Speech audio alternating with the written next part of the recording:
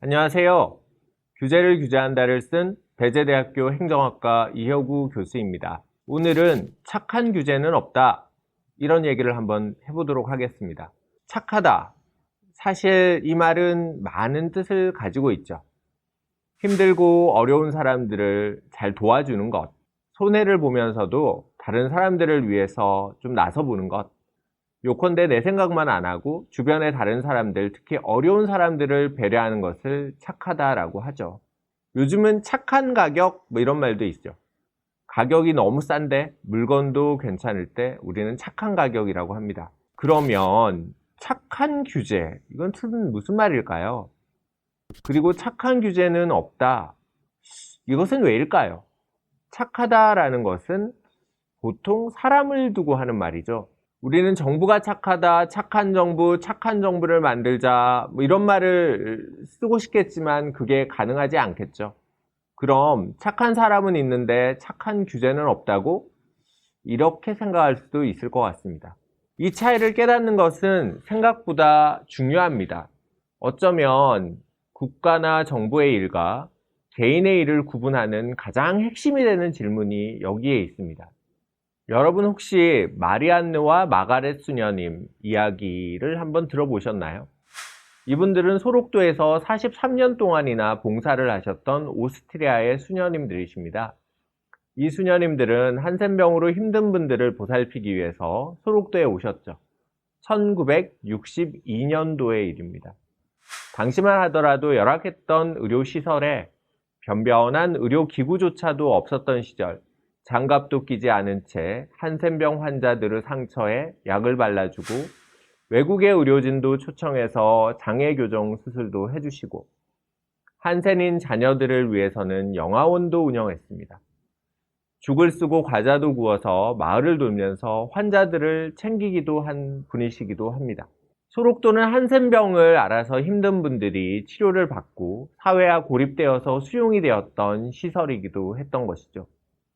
한센병을 배관시했던 당시 사람들에게 환자들을 사회와 분리하려는 이런 정책의 결과가 소록도에 있었습니다. 2005년이었습니다. 마리안느와 마가렛 수녀님들은 아무도 모르게 편지를 한 장 딱 남기고 소록도를 떠나서 자신의 조국인 오스트리아로 돌아가셨습니다. 평생 외국에서 1960년 정말 힘들었던 우리나라에서 남해 끝마을에서 한센인을 챙기고 보살핀 이분들, 정말 훌륭하시죠. 이분들이 남기고 간 편지 한번 읽어보겠습니다. 나이가 들어서 제대로 일을 할 수 없게 되어서 우리들이 있는 곳에 부담을 주기 전에 떠나야 한다고 늘 동료들에게 이야기해 왔는데 이제 그 말을 실천할 때가 되었다고 생각합니다. 부족한 외국인으로 큰 사랑과 존경을 받아서 너무 감사하며 저희들의 부족함으로 마음 아프게 해드렸던 일에 대해서 용서를 바랍니다. 가슴 뭉클한 편지입니다. 마리안느와 마가렛 수녀님이 한 착한 일, 이것을 정부 규제로 할 수 있을까요? 정부가 만약에 우리 중에서 누군가를 골라서 소록도에 가서 봉사를 해야 되는데 40년 정도 해야 돼. 그런데 헌신적으로 해야 될 거야, 이렇게 말했다고 합시다. 글쎄요, 누군가는 이 말을 들어서 정말 헌신적으로 봉사할 수 있겠죠. 그런데 우리는 아마 이렇게 얘기를 할 겁니다. 정부의 결정이 바람직하지 않다고요. 왜냐? 정부가 왜 내 인생에 책임을 지라고 하지? 왜 내 인생에 정부가 개입하지? 이런 얘기를 하겠죠. 그런데 정부가 혹시 소록도에서 봉사하는 게 얼마나 착한 일인데 이 착한 일을 너는 왜 안 하려고 해? 이렇게 대답할 수 있을까요? 결정을 한 사람, 봉사를 한 사람, 사회에 좋은 영향을 미친 사람, 그래서 존경의 대상이 된 사람, 모두 다 같습니다. 이것이 우리 주변에 많은 크고 작은 착한 일을 하는 사람들에게서 한결같이 확인되는 사실이기도 하죠. 요약을 하면 누가 시켜서 한 것이 아니고 스스로 한 결정이다. 아주 착한 결정과 봉사를 하셨고 그런 결정으로 선한 영향력을 사회에 미쳤다. 그런데 이런 봉사는 누구나 할 수 있는 것은 아니죠. 착한 규제, 본격적으로 한번 보겠습니다. 착한 규제 왜 없을까? 규제는 누가 하죠? 자율규제라고 하는 말이 있죠. 그렇지만 보통 규제는 정부가 하는 것이죠. 그리고 우리는 정부가 만든 이 규제를 지켜야 됩니다. 다시 말하면 규제는 규제를 만드는 사람과 지키는 사람이 다르죠. 사실 우리 주변의 규제를 한번 보죠. 모두 다 좋은 의도를 가지고 도입된 것들입니다. 그래서 우리는 재래시장을 보호해야 되니까 한 달에 2번 의무휴일을 정하고, 과도한 청탁 문화를 없애려고 김영란법도 도입하고, 학교 앞에서 어린이 보호를 위해서 30km 저속 운전해야 하는 민식이법도 도입했죠. 선박은 당연히 안전성을 최우선으로 확보해야 되니까 설령이 25년이 되면 연안여객으로 운항하면 안 된다. 작업장의 안전도 보장해야 되니까 중대재해처벌법을 만들어서 사망사고가 나면 대표를 구속하는 규제도 만들었죠. 대학교 강사가 너무 낮은 처우를 받아서도 안 되니까 시간강사법도 만들었습니다. 자, 모두가 착한 규제입니다. 이런 규제의 취지에 우리는 반대하지 않을 겁니다. 자, 그런데 이런 규제 정말 착하기만 할까요? 2006년에 폐지되긴 했지만 중소기업 고유업종 제도는 대기업에 비해서 중소기업이 어려우니까 중소기업만이 할 수 있는 사업업종을 만들어보자. 이렇게 해서 시작이 되었습니다. 1978년도의 일입니다. 이렇게 한없이 착한 규제는 대기업이 스스로 오벽을 정해서 우리는 거기에 들어가지 않을 거야 라고 한 신사협정의 결과는 당연히 아니죠. 안경테는 1983년에 고유업종에 지정이 되었었습니다. 대기업의 진출이 금지되었었죠. 중소기업은 이 업종이 가능해졌죠. 중소기업이 좋아졌나요? 아니요. 더 힘들어졌습니다. 이익이 점점 줄어드는 구조 속에서 고군분투하며 버티게 된 거죠. 물론 1983년 처음 안경테에 중소기업 고유업종이 설정이 될 때는 안경테 업자들이 참 좋아했을 것 같기도 합니다. 정부가 너무 착하게도 우리의 어려움을 알아주는구나. 그런데 시장은 이들이 생각한 대로 움직이지 않았죠. 대기업은 못 들어가지만 중소기업이면 누구나 들어갈 수 있었으니까 경쟁이 커졌고 41개 기업이 500개까지 많아져서 이익이 줄어들었죠. 또 있습니다. 그래도 대기업이 진출하지 못하면 중소기업이 조금은 먹고 살 수 있지 않을까?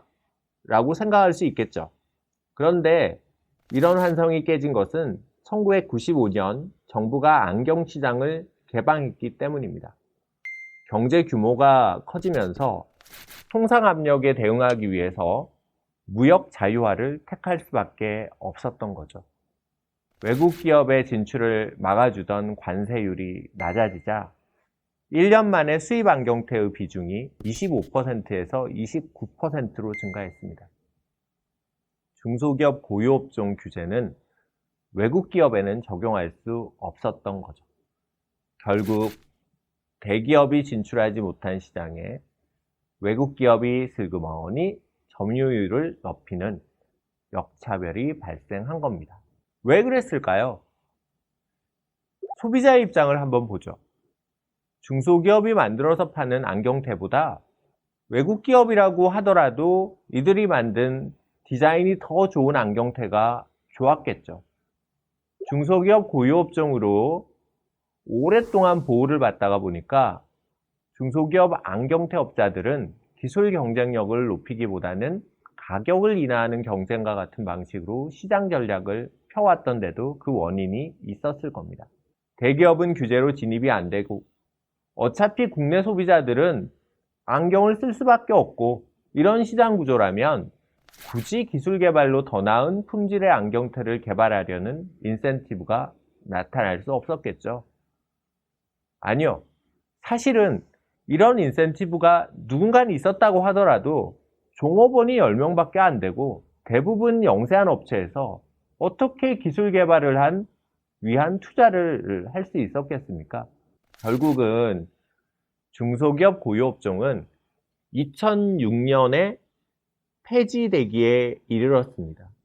착한 규제, 그 결말치고는 너무 드라마틱하지 않나요? 자, 우리가 이 중소기업 고유업종 한번 정리해 볼까요? 착한 규제 어떻습니까? 예, 없습니다. 마리안누와 마가렛 수녀님과 같은 착한 사람과는 달리 착한 규제는 결국은 누구에게는 좋겠지만 누구에게는 부담이 될 수밖에 없죠. 정부는 모든 사람들에게 좋은 규제를 할 수가 없습니다. 규제는 개인의 의사결정과 행위를 제약하는 것이기 때문에 그러한 제약을 받는 입장에서는 규제로 인한 부담이 있을 뿐이겠죠. 그렇다면 착한 규제가 없다면 정부의 규제를 두고 어떻게 우리는 말을 해야 될까요? 솔직히 착한 규제, 이런 말은 규제 이론이나 교재 어디에도 없는 말입니다. 착한 규제는 정부와 국회에서 쓰기 시작했던 말이죠. 그런데 이것을 언론이 받아서 쓰기 시작하면서 정부나 국회가 규제를 만들 때마다 사회의 어려움을 해결하는 좋은 규제를 만들겠다는 취지로 넓게 쓰이기 시작했습니다. 규제 개혁을 해야 하는 정부나 국회가 오히려 사회 전체의 입장에서 규제의 불합리성을 따지는 것이 아니고 규제가 보호하고 있는 대상이나 목적의 규범적인 타당성에 포획이 되다 보니까 규제 개혁에 머뭇거리는 행태를 보이는 경우도 많습니다. 특히 우리는 강력한 고객 집단을 대상으로 정책을 수행하고 있는 사업부서 성격을 가지고 있는 정부 부처에서는 이런 성향을 더욱 잘 발견할 수도 있습니다. 농림축산식품부에서는 농민과 축산농가의 어려움을 보호하는 규제를 만드는 것, 산업통상자원부에서는 산업계의 어려움을 보호하는 규제를 만드는 것, 중소벤처기업부에서는 중소기업을 보호하는 규제를 만들고요. 여성가족부에서는 여성이나 청소년 등 가족 문제 해결을 위한 규제를 착한 규제라는 이름으로 만들어지죠. 이런 규제들에 대해서는 개혁을 하자는 의견보다는 오히려 강력하게 존속해야 되고 오히려 강화해야 되는 규제로 이해되는 경향도 있습니다.